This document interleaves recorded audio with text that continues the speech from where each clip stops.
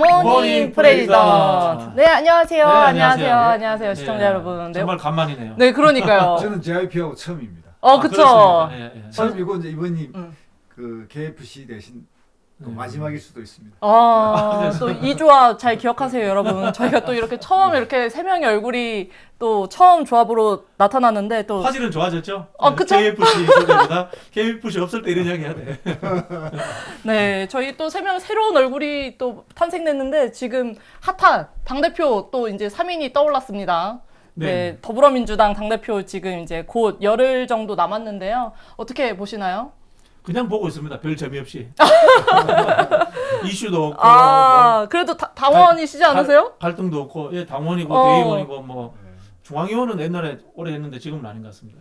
네, 지금 8개월 전부터 이제 예정된 세 사람이라 그런 게 있죠. 8개월 전부터 예정이 됐었어요? 그렇죠. 그때 나오려고 했다가 네네. 이낙연 그 전 대표가 나오는 바람에 다 접은 사람들이라. 그래요? 네, 또 그래서- 새로운 소식이네요.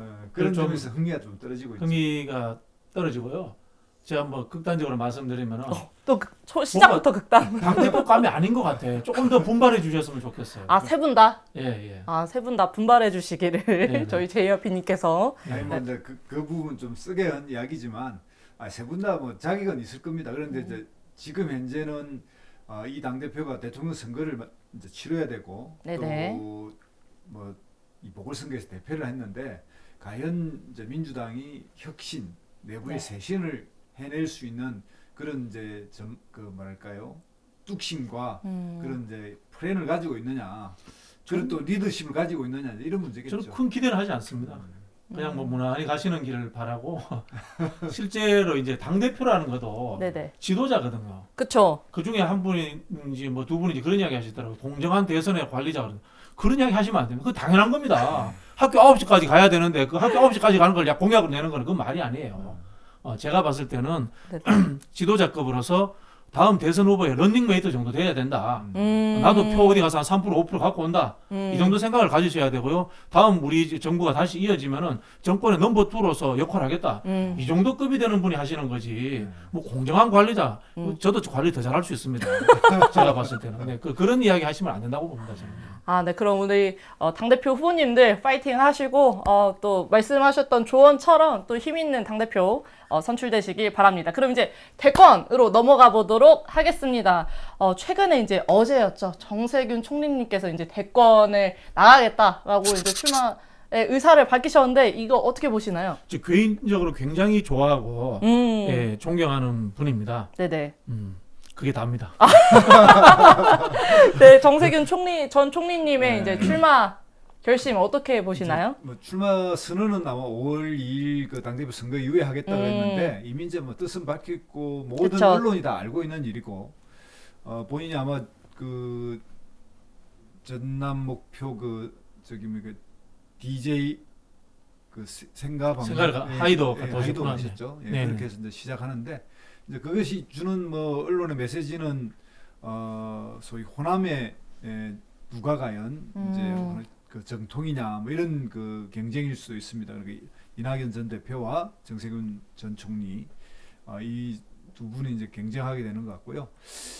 그 어쨌든 뭐 미스터 스마일이고 온화하고 원만하고 뭐 모든 이제 이런 데에서 두리뭉실한데 그 이분이 좀 아픈 경험이 있죠. 2012년에 대선 나오셔가지고 4등을 하셨죠. 그렇습니다. 네, 그럼 지금 이제 3파전이죠. 지금 이재명 지사와 정세균 전 총리 그리고 이낙연 전 대표님 이렇게 3파. 저는 그 중에 한 분이 빠지고 네. 추미애 전 장관이 3파전에 들어올 가능성이 저는 좀 있다고 봅니다. 추미애 장관님이요? 네네네. 그럼 추미애 장관님 언제쯤 또 이런 썰이 돌까요? 아마 그러면? 그 전당대회 끝나면 바로 전당대회. 근데 이게 이제 문제는 이 검찰개혁 윤석열이라고 하는 그 관련해서 상대적으로 뜨긴 하는데 또 뭐 최근에 나온 여론조사에 보면 비호감도가 또 3위예요. 그렇죠. 굉장히 이제 그 윤석열 대립각이 세워서 그런데 네네. 그런 측면에서 보면 이제 만약에 추미애 이제 전 장관이 나온다면 대선판이 좀 이상하게 흘러갈 가능성도 있어요. 그래서 후보만 되는 거죠.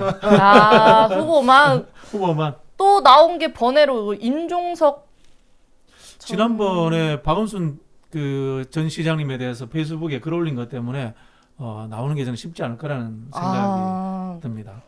흔히 말하는 이제 386의 본격적인 후보가 된다면 이인영 현 장관 그리고 임종석 실장 뭐 이런 이야기가 거론됐는데 두 분 다 출마의 조건을 행사하기가 쉽지 않게 돼 버렸어요. 특히 이제 임종석 전 실장은 이 서울시장 선거에서 약간 시동을 건 모양인데 네네.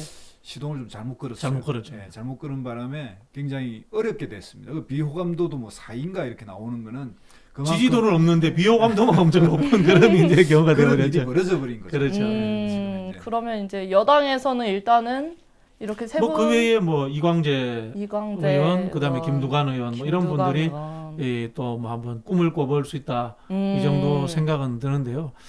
뭐 쉽지 않을 것 같아요. 쉽지 않을 것 의사들을 같아요. 밝힌 게 이제 이광재 의원도 보면 적극적으로 부산시장에 뛰어들어서 비전위원장 같은 걸 했고요. 또 김두관 의원은 뭐 지금 뭐 얼마나 전국적으로 구성됐는지 모르겠는데 노무현 정신 개성 연대라고 하는 조직을 만들어서 그 창립식 때 도전의 의사를 밝혔죠. 그리고 부산 선거에 또 명예선대위원장으로 열심히 뛰었는데 부산 선거에서 김영춘 그 후보가 당선됐다면 뭔가의 모멘텀을 만들었을 수도 있었는데 그게도 또 뭐 큰 차로 이렇게 낙선해서 저는 뭐 제가 이제 뭐 요즘 박스트라다무스라는 걸 제가 쓰고 있기 때문에 한 가지 예언을 하자면요. 네, 예언 좋죠. 웬만하면은 이재명 지사의 독주 체계가 그대로 끝까지 갈 것 같고 아, 이재명 지사의 독주 체제가 흔들린다 하더라도 현재 거론된 사람이 대체하지 못할 거라고 생각합니다. 그러면은 자꾸 또 아까 노무현 대통령 전 대통령이 말씀하셔가지고 저는 또 이제 또 정리인으로서 요새 유시민 전 장관님이 그러니까 계속 정치를 하지 않겠다라고 선언했는데도 불구하고 계속 정계 복귀 썰이 나오고 있어요. 현재의 정기 복귀설에서는 유시민 장관은 해야 될 명분도 할 이유도 없습니다. 다만 1위인 이재명 지사까지 혹시나 좀 불의의 일격을 당해서 좀 미끄러지는 상황이 된다면 유시민 장관이 등판할 기회가 생긴다. 이렇게 보는 거고요. 저는 그 결국은 이재명, 유시민, 김경수 셋 중에 하나가 민주당 후보가 될 거라고 제가 단언하겠습니다. 와, 지금 약간 소름 끼쳤어요. 어떻게 보세요, 이 발언? 뭐 이거는 뭐 JYP의 예측이니까 저는 이제 현재 1위를 달리고 있는 이재명 지사의 지지율은 상당히 공고한 편이다. 그리고 굉장히 뭐 아주 확률적으로도 뭐 거의 당선권에 가 있다고 생각하고요. 다만 이재명 지사의 경쟁 후보로서 이재명 지사와 정책 리더십을 경쟁해서 그 힘으로 끌 가능성이 있는 후보가 별로 없는 것도 사실이다. 그러니 이제 만약 이재명 지사의 그 경쟁적은 뭐 이재명 본인이다 이렇게 이야기할 정도로 그렇죠. 거기에서 만약에 무슨가의 이제 그 검증 과정이나 무슨 문제가 생긴다면 뭐 새로운 판이 벌어질 수는 있죠. 네. 근데 최근에 이제 또 이재명 지사님이 계속 대권 후보로 떠오르면서 그러면 도대체 이 이재명 지사님께서 대선 후보로 갔을 때 이 친문과의 관계 어떻게 해결할 거냐. 좋은 관계로 가야죠. 그건 이게- 그렇죠. 좋은 관계로 네. 가야 되는데. 이게 지금 이재명 지사 제가 이제 조언입니다. 이재명 지사 지지자들이나 지사님 혹시나 듣고 메모하세요. 계시면 꼭 메모하세요. 메모하셨으면 좋겠는데요. 중도 확장 지금 할 시기가 아닙니다. 중도 확장할 시기가 아니고요. 끝까지 친문을 안겠다는 자세로 저는 가시는 게 맞다라는 생각이 들고요. 지금 20%대 중반에서 30% 초반까지 박스권에 갇혀 있지 않습니까? 이걸 지금 중도 확장을 하겠다는 정책을 쓰고 친문과 멀어지겠다는 이 정책을 쓰는 순간에 안정성이 떨어질 수 있습니다. 저는 끝까지 본선 후보가 되는 순간까지는 무조건 친문 잡기를 해야 된다라는 말씀을 드리고요. 친문 잡기를 해서 본선 후보가 된 다음에 중도화 전략 쓰시면 된다라고 제가 감히 조언을 드리겠습니다. 네. 저는 이제 이 이야기를 들으면서 네네. 그러니까 이제 친문을 잡는 것이 중도화 전략하고 일치하는 그러니까 반대되는 그 개념으로 쓰는 건 조금 저는 생각이 달라요. 그러니까 뭐냐면 정책의 영역 그러니까 대한민국을 어떻게 끌고 갈 것인가하고는 비전 영역에서는 현재 수준에서 좀 더 민주당이 이번 보궐선거를 경험하면서 좀 더 유연하고 좀 더 그 건설적이면서 흔히 국민들이 이야기하는 좀 유능한 능력 같은 걸 보여줘야 되는데 이걸 만약에 이걸 이제 뭐 친문적 그 영역으로 해서 뭐 좀 더 색깔이 왼쪽이라든지 이럴 이유는 없다고 생각하고요. 다만 이제 언론들이 그 이재명 지사와 친문의 관계는 껄끄럽다 이런 이야기를 계속하지만 사실은 그거는 그냥 심정적, 감정적 이야기고요. 실제로 민주당 그 대선 후보가 되고 또 대선 후보가 되는 과정에서 뭐 충분히 그것들은 소화될 거라고 봐요. 그래서 너무 그 뭐 대립적으로 결사 반대한다고 결사 반대가 되는 것도 아니고 그렇겠죠. 네, 그래서 그 부분 너무 걱정 안 해도 된다. 근데 다만 이제 대한민국을 좀 더 유능하게 만들 뭐 생각을 저도 하시면 동의합니다. 이게 좋겠다. 사실 진보냐 우파냐 이런 문제가 유능함이 가장 중요한 건데 최근에 이제 하나 우려되는 부분은 이거예요. 이제 부동산 정책 관련해서 세금 정책의 완화라든가 또는 공급 정책의 확대 저는 뭐 수용할 수 있다고 봅니다. 곁들여 가지고 옆에 같이 따라 나오는 게 뭐냐면 기업 정책을 같이 쓱 밀어놓고 있어요. 기재부에서 당장 재벌들 문제라든가 이런 것들을 끌고 나오는 상황들이 있기 때문에 저는 뭐 부동산 정책에 있어서의 수용이라든가 통합적 운영은 가능하지만은 대기업 정책의 우선순위 문제, 신성장 정책에 있어서의 대기업의 참여 문제 이런 것들까지 현재 이제 기재부가 끌고 들어오는 상황에 대해서는 저는 충분히 경계해야 된다. 뭐 그런 의견을 저는 좀 말씀드리고 싶어요. 네, 그럼 일단은 여권은 여기까지 보고 이제 야권 대선 후보로 넘어가도록 하겠습니다. 그 최근에 김종인 전 비대위원장이 이런 발언을 했어요. 윤석열 이제 그 전 총장이 이제 국민의힘 입당을 두고 백조가 오리밭에 가겠냐. 이제 윤석열 전 총장은 국민의힘에 입당하지 않을 것이다. 약간 거의 단언을 하셨는데 이거 어떻게 보시나요? 저도 단언합니다. 입당을 하는 한이 있더라도 경선은 존재하지 않습니다. 어떤 뜻이죠? 윤석열 총장은 절대 누군가와 경선하지 않습니다. 다만 단일화 여론조사 같은 거는 있을 수 있습니다. 원샷에. 왜냐하면요. 윤석열은 제일 두려워하는 게 윤석열 총장은 검증입니다. 검증. 누군가에서 검증받는 상황인데 국민의힘에 일찍 들어가게 되면은 국민의힘의 다른 주자들 거기도 나름 이 역전의 명수들이 있어요. 저기 홍준표 대표, 유승민 그리고 뭐 조금 웃기지만 이제 안철수 대표도 곧 들어갈 거고 이런 사람들이 검증을 한답시고 윤석열 총장을 엄청나게 공격하고 자신의 불쏘시개로 쓰려고 할 거예요. 그런 측면에서 이분이 흔히 하는 당내 경선은 하지 않을 것이다 라는 그런 생각을 저는 가지고 있고요. 또 윤석열 총장이 비호감도가 상당히 높아요. 네. 비호감도가 높다는 것은 양자구도에서 50%를 득표 못한다는 뜻이에요. 그러면 윤석열 총장은 다자구도를 아마 염두에 둘 수밖에 없을 겁니다. 근데 다자구도라는 게 한국에서 442, 보수사, 진보사, 중도 2에서 중도에서의 다자구도는 이길 수가 없어요. 3자구도에서. 40%를 넘을 수가 없잖아요. 그럼 뭐냐? 국민의힘을 적당히 분열시키는 상황. 이 상황에서의 다자구도를 꿈꿀 수밖에 없을 겁니다. 그래서 지금 김종인 비대위원장이 국민의힘을 때려 패고 있는 겁니다. 깨지라고. 이제 그런 상황으로 흘러가고 있는 거고요. 네. 김종인 비대위원장은 참 굉장히 좀 냉철하신 분이기도 하고 참 이익관계에 밝은 분이라고 생각이 드는 게 국민의힘의 비대위원장 하는 것보다 다음 대선 주자의 멘토하는 것이 정치적으로 훨씬 더 짭짤하다. 이렇게 아마 지금 판단을 하신 것 같고요. 제가 하고 있는 저런 이야기들은 제가 이제 국민의힘에 제 세작들이 많습니다. 네, 그분들한테 들은 정보를 제가 종합해서 말씀드리는 겁니다. 그럼 고급 정보입니다. 네, 진짜 고급 정보. 네. 근데 이제 여기 김종인 위원장 같은 경우에는 뭐 일반적인 상식으로 보면 좀 이해가 안 가죠. 뭐 불과 며칠 전까지 거기에 비대위원장으로 본인이 8개월을 국민의힘을 바꾸라고 그래서 결과적으로 뭐냐면 바꾼 게 하나도 없는 거예요.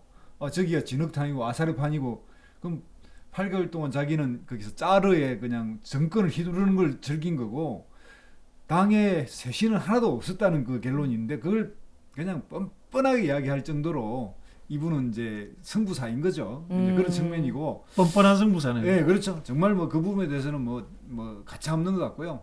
본인이 주도하는 뭔가 아니면 다 나머지는 쓰레기 이렇게 그렇죠. 생각하는 분인 것 같고 근데 그래서 지금 이제 윤석열을 붙잡고 이제 판을 벌려야 되겠다 이렇게 생각하고 있는 것 같고요. 네네. 그래서 아직 감정이 윤석열 공격까지는 안 갔어요. 나머지 부분은 다 공격이야.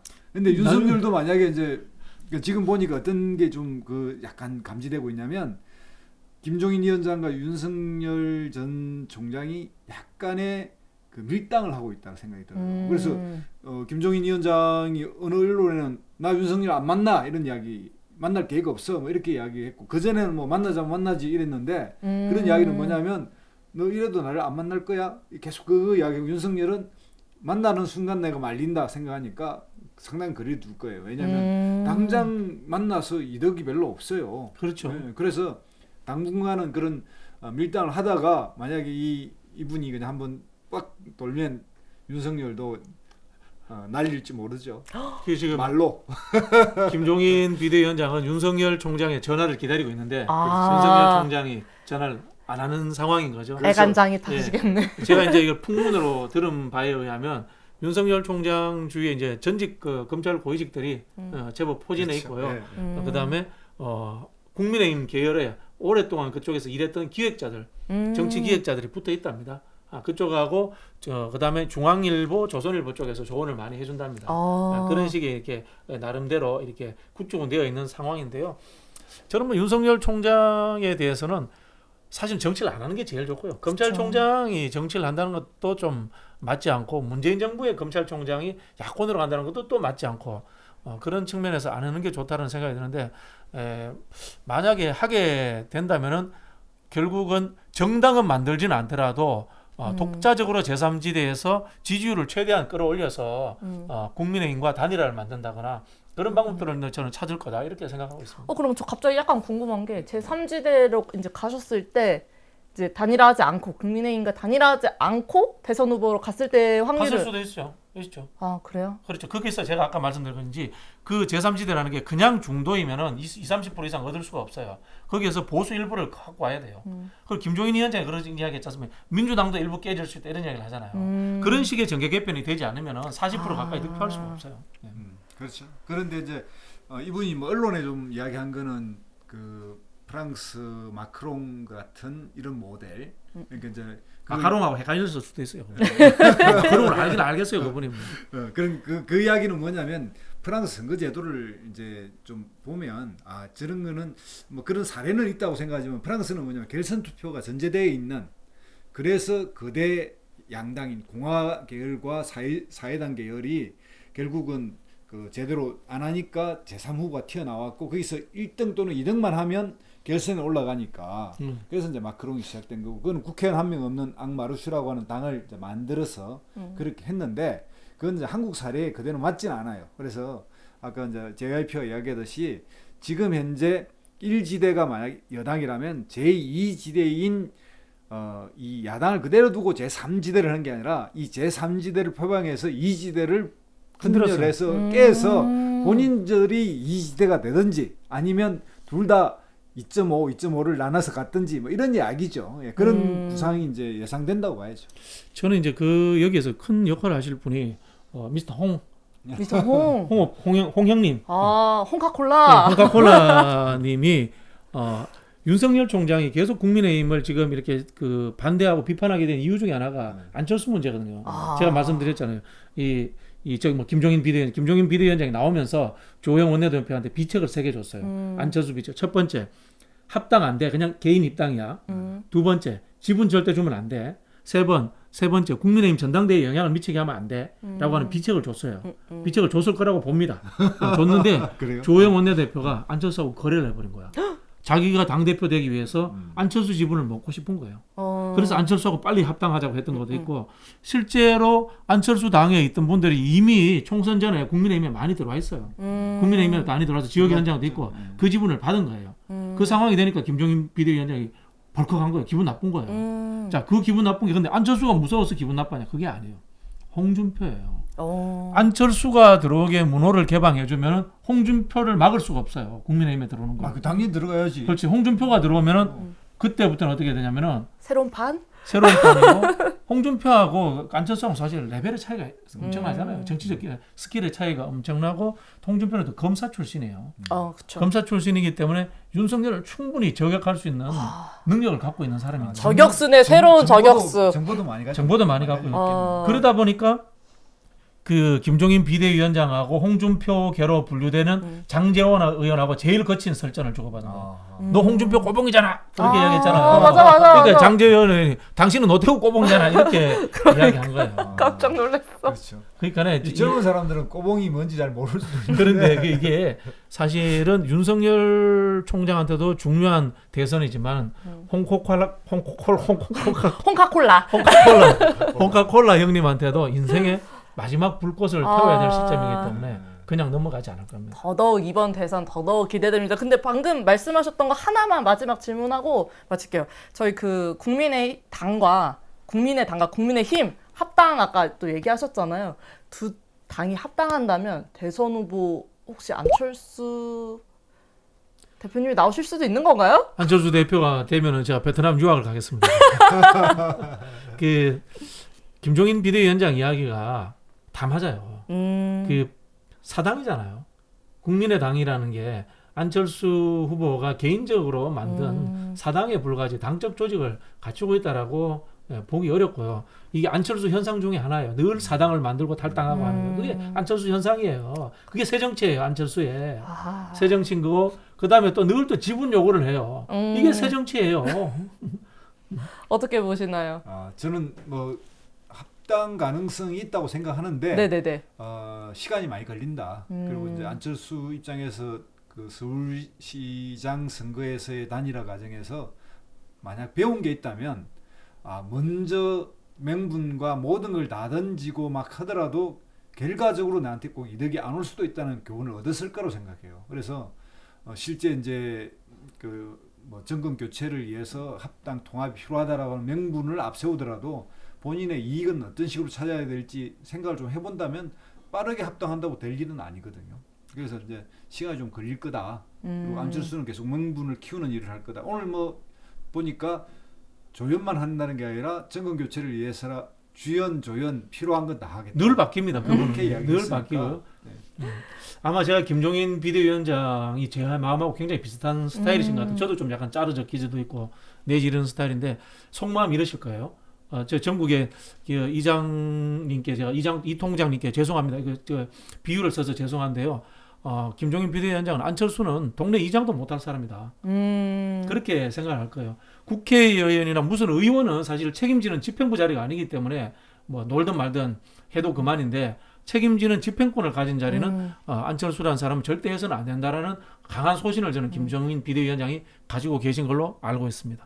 네. 점점 더 뜨거워지는 이 대선판. 저희는 다음 주에도 더 재밌는 이야기로 돌아오도록 하겠습니다. 우리 구독자 여러분 구독과 좋아요 부탁드리고 우리 다음 시간에 또 만나요. 안녕. 감사합니다.